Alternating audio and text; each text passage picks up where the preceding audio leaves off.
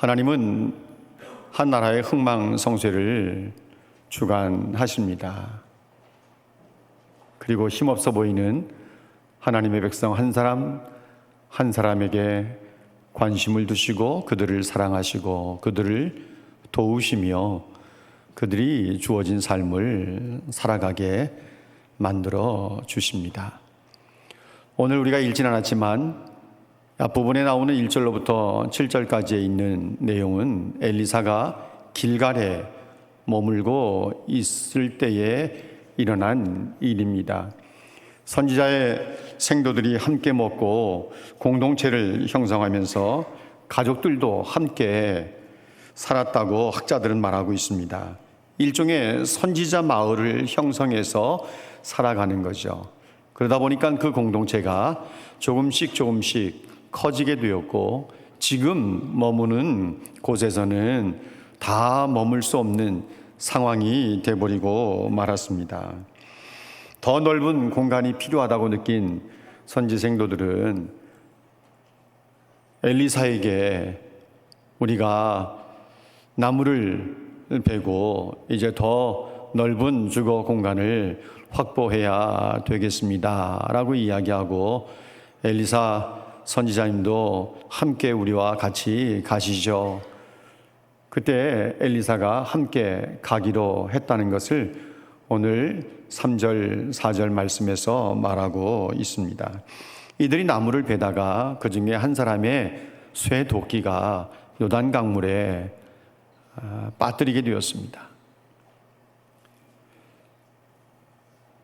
도끼날이 빠지는 것은 늘상 있는 일이라고 생각을 한다 하더라도 다시 끼우면 되니까. 그런데 문제는 이 쇠도끼가 요단 강물에 빠졌다는 게 문제가 되고 또 하나는 이 도끼를 빌려왔다는 데 큰 문제가 있습니다. 우리가 아는 것처럼 그 당시에는 지금처럼 쇠가 흔하던 시대가 아닙니다. 그러니까 이 쇠는 굉장히 고가라고 말할 수 있고 쇠도끼도 흔하지 않은 때였는데 이 쇠도끼를 요단 강물 속에 빠뜨렸으니 이 선지생도의 입장에서는 율법에 의하면 남의 것을 빌려다 쓰면서 상하게 하거나 또 잃어버리게 되면 적절한 배상을 해야 되고 배상을 할 능력이 없으면 자신이나 가족 가운데 누군가가 가서 종살이를 해야만 했습니다. 그러니 선지생도의 입장에서는 너무너무 입장이 난처하게 된 것이죠. 그래서 엘리사에게 요청을 합니다. 엘리사가 그 이야기를 듣고 오늘 우리가 읽지는 않았지만 6절 말씀에 보면 나뭇가지를 베어 물에 던졌는데 쇠도끼가 물에서 떠오르는 기적이 일어났습니다. 어떤 자유주의 신학자들은 이 부분을 해석하기를 엘리사가 이방 종교의 주술 행위를 행하고 있는 것이다 라고 해석을 하기도 하는데 사실 우상 숭배를 타파하는 일에 누구보다 앞장섰던 엘리사가 우상 종교의 주술 행위를 통해서 물속에 가라앉은 이 쇠도끼를 뜨게 만드는 일은 상상할 수 없는 일입니다. 그렇다면 왜 나뭇가지를 베어서 물속에 던지고 쇠도끼를 떠오르게 만들었을까? 우리가 생각해 볼 때 사실 이 나뭇가지는 주변에서 가장 쉽게 찾을 수 있는 것이고 가까운 환경이라고 말할 수 있습니다. 그 나뭇가지를 하나 베어서 물속에 던졌는데 쇠도끼가 떠오르는 것은 그것을 본 모든 사람들에게는 굉장히 충격적인 사건으로 오랜 동안 기억에 남을 것이라고 생각을 합니다.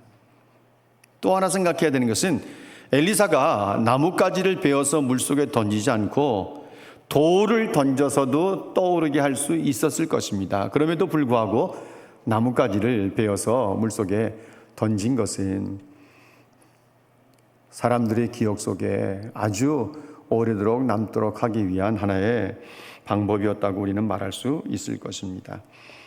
쇠도끼가 요단강에서 떠오르는 기적은 수넴 여인의 죽은 아들을 살리거나 시리아 군대 장관의 불치병인 나병을 치료하는 이적과 비교해 볼 때는 지극히 작은 것이고 사소한 이적이라고 행할 수 있지만 열왕기 사가의 입장에서는 왜 이렇게 어떻게 보면 가벼운 사건이라고도 그냥 넘겨버릴 수 있는 것을 성경에 기록을 해두었을까 하는 것입니다. 수넴 여인의 죽은 아들을 살리고 전쟁에서 승리하게 만들고 또 나아만의 나병을 치료한 것은 얼마든지 큰 사건들이기 때문에 성경이 기록될 만한 것들이라고 볼 수 있는데 왜 하찮고 사소한 것이라고 볼 수 있는 쇠도끼가 물에서 떠오르는 것을 여기에 기록했을까? 하나님께서는 이름 있는 사람들 혹은 사람뿐만 아니라 생명이 없는 쇠도끼까지도 자연도 다 또 하나의 세부치에 지나지 않는 도끼도 하나님의 지배 속에 있는 것이고 하나님이 모든 것의 주권자가 된다는 사실을 열왕기사가는 이 말씀 속에서 우리에게 말하고 있는 것입니다. 나만의 나병만 치료한 것이 아니라 물속에 빠진 쇠도끼도 하나님의 주권 속에 있다고 하는 사실을 오늘의 성경 기자는 우리에게 분명히 말씀하고 있는 것이죠. 여러분, 하나님께서는 선지생도 이름도 알려져 있지 않은 나무를 베다가 쇠도끼를 문에 빠뜨린 이 선지생도의 형편을 보시고 이 사람을 도우신 것이라고 우리는 말할 수 있는 것입니다. 여러분, 출애굽기 6장 5절 말씀에 하나님은 성도들의 하나님의 백성들의 신음소리도 응답하시는 분이신 줄로 믿습니다. 출애굽기 6장 5절은 분명히 말합니다. 애굽 사람이 종으로 삼은 이스라엘 자손의 신음소리를 내가 듣고 나의 언약을 기억했다. 누구에게 한 언약입니까? 아브라함과 이삭과 야곱에게 하신 언약입니다. 백성들의 신음소리를 들으시고 아브라함과 하셨던 언약을 기억하시고 야곱과 하셨던 언약을 기억하시면서 그들을 돌아보시게 되는 거죠. 그래서 때가 되었을 때 누구를 보내요? 모세를 보내게 되는 것입니다. 아주 작은 일도 외면하지 않으시고 하나님께서 우리를 돕고 계신다고 하는 사실을 분명히 믿으시기를 바랍니다. 하나님께서 어떻게 자기 백성을 위해서 역사하시는지 시편 94편에 있는 말씀을 좀 볼까요? 같이 한번 읽어보도록 하겠습니다. 다 같이 읽습니다. 시작. 여호와께서는 자기 백성을 버리지 아니하시며 자기의 소유를 외면하지 아니하시리로다. 하나님은 자기 백성을 버리시지 않습니다. 자기의 소유, 이것도 역시 자기 백성을 말합니다. 자기 백성을 외면하지 않으십니다. 버리지도 않고 외면하지도 아니하시는 분이신 것을 우리는 분명히 믿어야 합니다. 당시 이스라엘과 아람, 시리아 간에 치열한 대립이 있었습니다. 아람은 점점 강해지고 이스라엘은 약해져 가면서 힘의 우위가 바뀌게 되었는데 호시탐탐 아람이라고 알려져 있는 이 시리아는 북이스라엘을 정복할 야심을 갖고 있었습니다. 그래서 베나닷 왕이 신하들을 모아놓고 전략을 세우는데 우리가 아무데 진을 치겠다 이렇게 말합니다. 8절 말씀에 보면 아무데 진을 치리라 이렇게 말하는데 왜 아무데라고 표현했을까? 지명 이름을 딱 그냥 표현하면 훨씬 더 좋았을 텐데. 그러니까 열왕기 사가의 입장에서는 지명을 표시하는 것이 이 사건 속에서는 아무런 의미가 없다고 보신 거예요. 그래서 아무데 진을 치르겠다 이렇게 말하고 있는 것이죠. 하지만 아람의 계획은 허사가 돼버리고 맙니다. 왜냐하면 이스라엘 선지자 엘리사가 이스라엘 왕에게 아람 왕의 계획을 다 미리 알려주는 거예요. 그래서 그리로 지나가지도 마십시오. 군사들을 보내서 방비를 다 하는 거예요. 그러기가 한두 번이 아니었다 이렇게 말합니다. 여러분, 성경 이런 내용을 읽으면 무슨 생각이 들어요?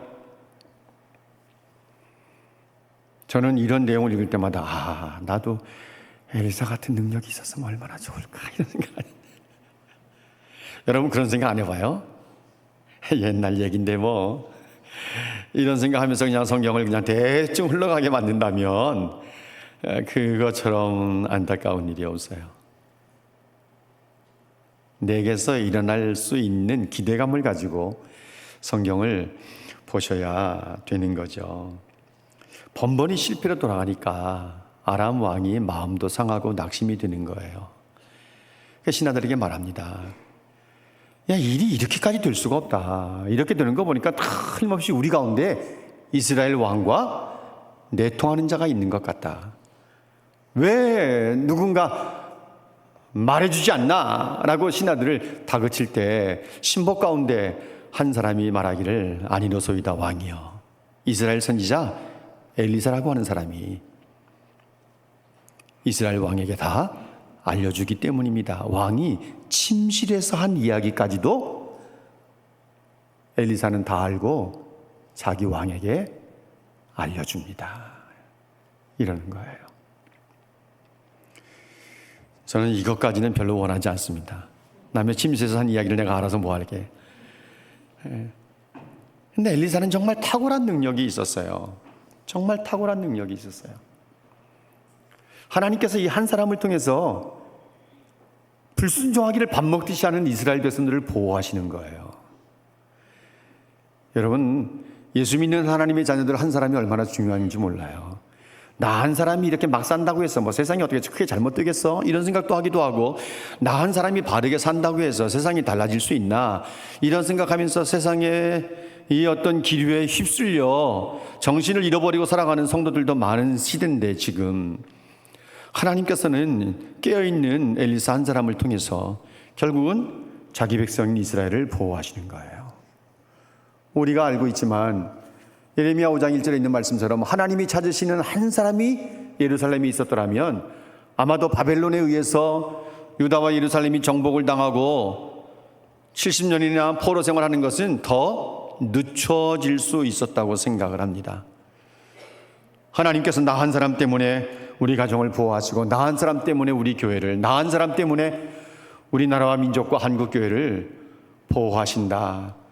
이런 믿음을 가지고 살아가시면 참 좋겠어요. 나라와 민족을 위해서 기도하는 사람이 우리 한 사람 뿐이겠습니까? 그렇지 않거든요.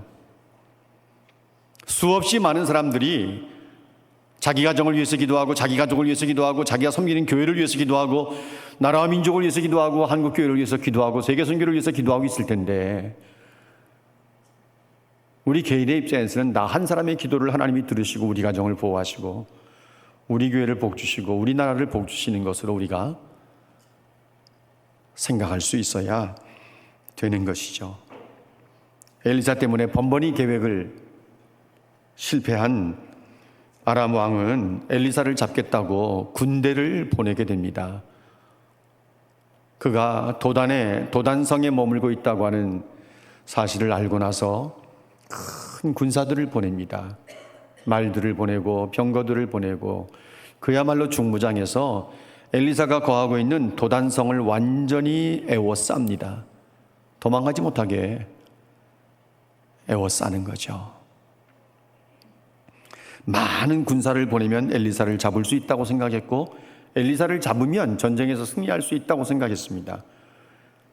아람의 왕 베나다스는 엘리사 뒤에 계신 하나님을 볼 수 없었던 것이죠. 엘리사에게 능력이 있다기보다는 하나님께서 엘리사에게 가르쳐 주시는 건데 하나님을 볼 수 있는 눈이 없었으니 아람 왕이 할 수 있는 것은 엘리사를 포로로 잡는 것밖에 다른 길이 없다고 생각했던 것입니다. 엘리사의 사원이 아침 일찍 나아가서 보니까 시리아 군사들이 도단성을 둘러싸여 있고 수없이 많은 말과 병거들을 동원해서 무장을 하고 도단성을 둘러싸여 있는 모습을 보면서 이제는 죽었구나, 이런 생각을 했습니다. 아, 내 주여 어찌하리이까, 이젠 끝났다.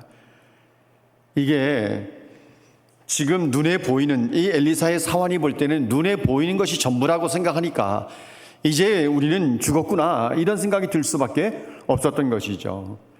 사실 오늘날도 예수를 믿으면서 믿음을 가지고 있다고 하는 많은 사람들이 눈앞에 펼쳐져 있는 현실만을 보고 이 현실이 우리의 마치 마지막인 것처럼 생각하는 사람들도 없지 않아 있거든요. 하나님께서는 눈에 보이는 것만 주관하시는 분이 아니라 물밑에서 작업을 해나가시고 역사를 만들어 가시는 분이시기 때문에 성도들은 눈에 보이는 것에 휘청거릴 것이 아니라 신실하신 하나님의 손길을 믿고 하나님이 일하시고 계시는 사실을 믿고 우리는 하나님을 의지할 수 있어야 되는 것입니다. 16절 말씀 같이 읽을까요? 16절 다 같이 읽습니다. 시작.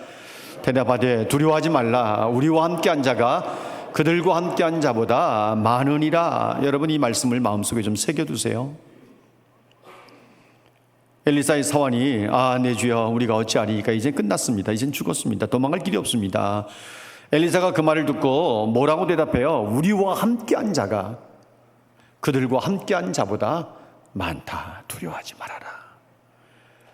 시리아 군사들이 도단성을 둘러싸고 있다 할지라도 그들과 함께한 자보다 우리와 함께한 자가 훨씬 더 많다.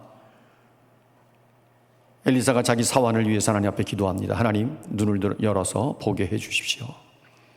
하나님께서 엘리사의 사환의 눈을 열어서 보게 하시니까 불말과 불병거가 산에 가득하여 엘리사를 둘러싸고 있는 모습을 볼 수 있었던 것이죠. 저는 이런 내용을 볼 때마다 하나님 우리 성도들의 눈을 열어서 하나님이 일하신 것을 보게 해달라고 기도할 때가 있습니다. 전혀 예상하지 못한 일이었습니다.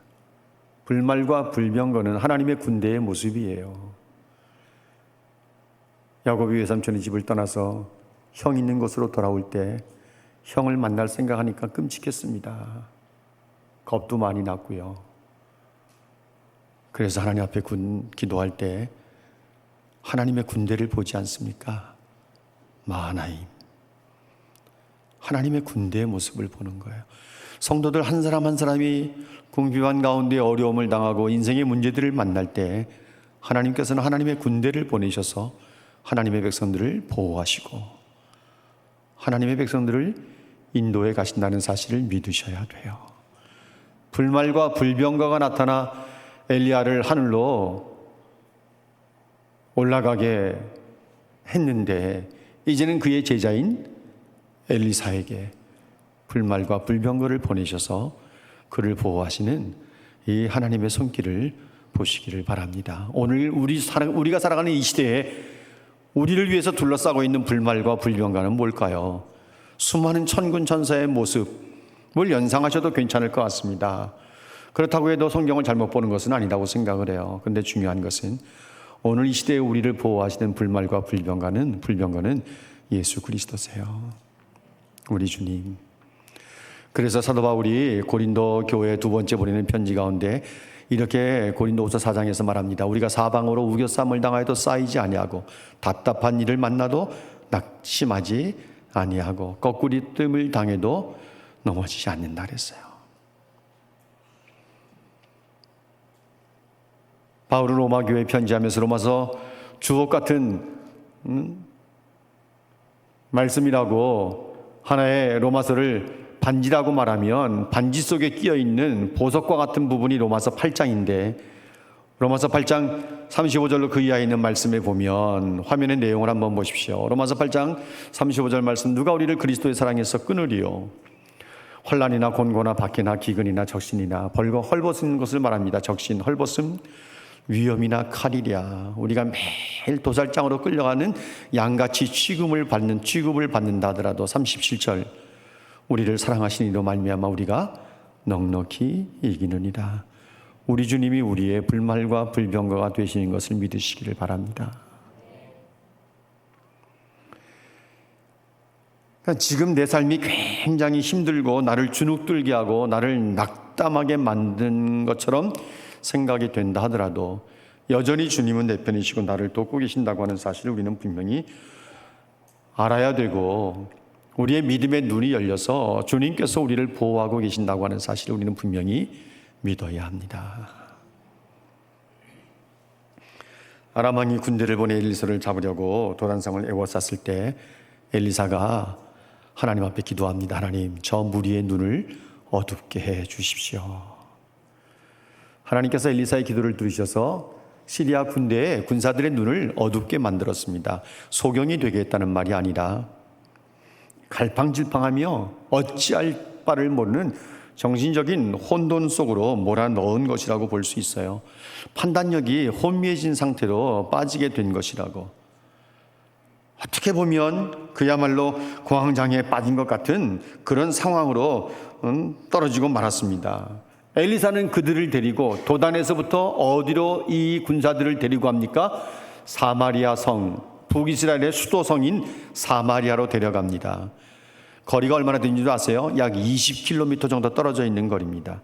도단에서부터 남쪽 사마리아 성까지, 수도성까지 약 20km 정도 떨어져 있는데 시리아 군대를 데리고 엘리사가 이들을 사마리아 성으로 인도해 드리는 거예요.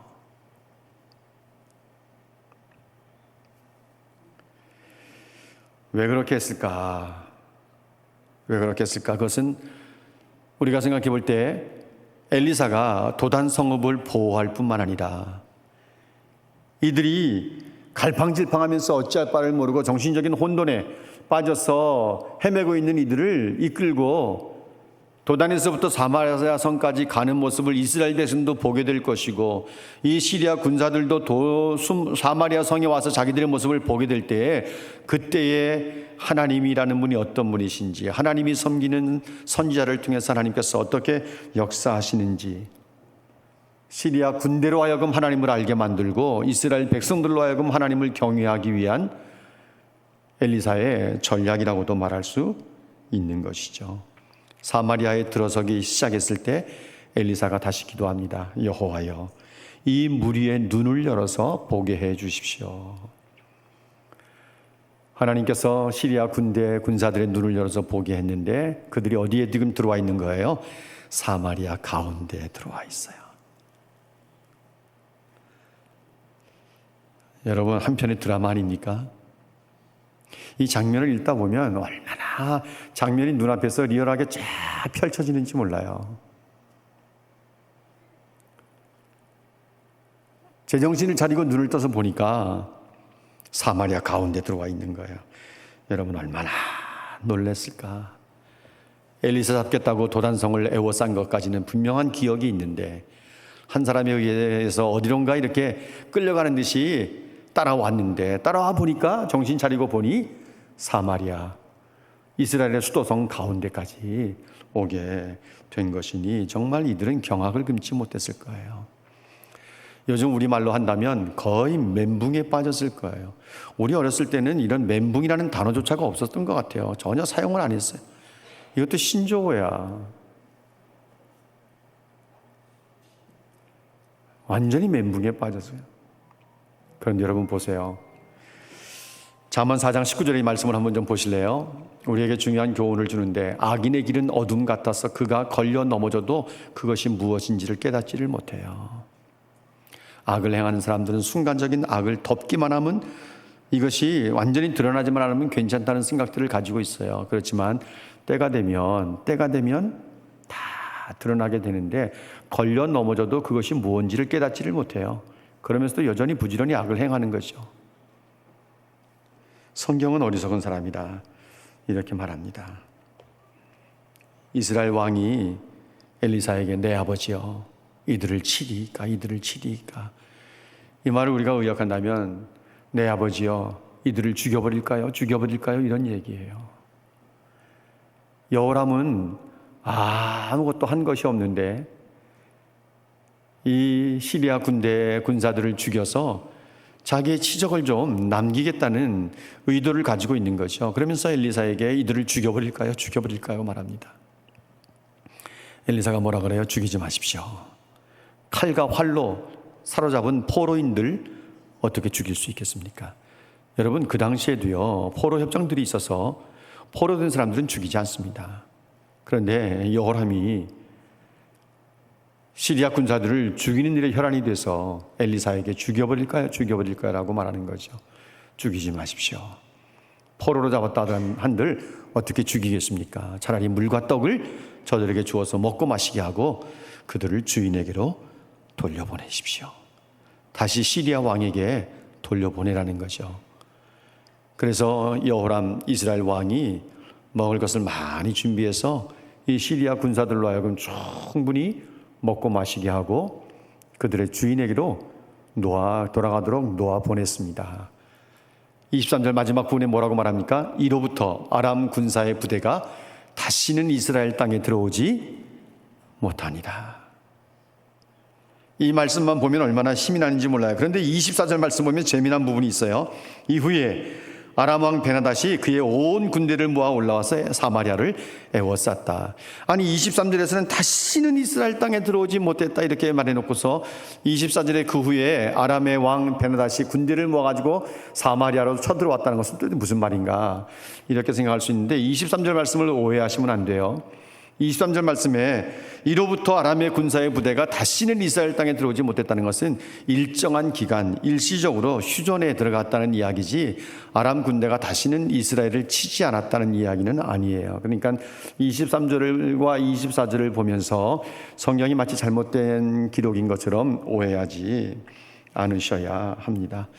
사랑하는 여러분, 기도는 하나님의 보호하심을 끌어내고 하나님의 백성들이 하나님의 보호하심을 받는 길이기도 합니다. 엘리사의 기도로 사환의 눈이 열려서 불말과 불병과 하나님의 보호하심의 손길을 볼 수 있었고, 엘리사의 기도로 시리아 군사들의 눈이 멀게 되었고, 엘리사의 기도로 다시 보게 되어서 그들이 사마리아 한가운데 이끌려 왔다는 사실을 알게 된 것처럼 기도가 이스라엘 백성들을 위기 가운데서 건져낸 것입니다. 하나님의 백성들의 생존에 관한 문제, 그들의 인생의 삶에 관한 문제, 진정한 필요는 어떤 힘, 건강 이런 것도 필요하다고 볼 수 있지만 정작 필요한 것은 하나님의 보호하심인 줄로 믿습니다. 하나님의 보호하심, 하나님의 돌보심과 하나님의 보호하심. 오늘 이 말씀 속에 주시는 이 말씀들을 우리가 마음속에 새겨 놓으셔야 합니다. 하나님께서는 나 개인, 우리 가족, 교회, 나라와 민족, 한국교회 불말과 불병거로 성도들의 기도를 들으시고 지키신다고 하는 사실을 믿으시기를 바랍니다. 눈에 보이는 것이 전부가 아닌 것을 분명히 아시고 지구촌에서 무슨 일이 일어나든 우리나라에서 무슨 일이 일어나든 그것이 끝이 아니고 전부가 아니고 하나님께서는 여전히 물밑 작업을 해가시면서 역사를 만들어 가시는 분이신 것을 믿으시고 우리에게 주어진 삶 속에서 계속해서 기도로 하나님의 도우심과 보호하심 속에 세상에서 아무리 골리앗 같은 세상이라 하더라도 거듭 말씀드리지만 다윗 같은 신앙과 심정을 가지고 당당하게 담대하게 맞짱 떠 주어진 삶을 승리로 만들어가는 하나님의 백성들이 되시기를 주님의 이름으로 축복합니다.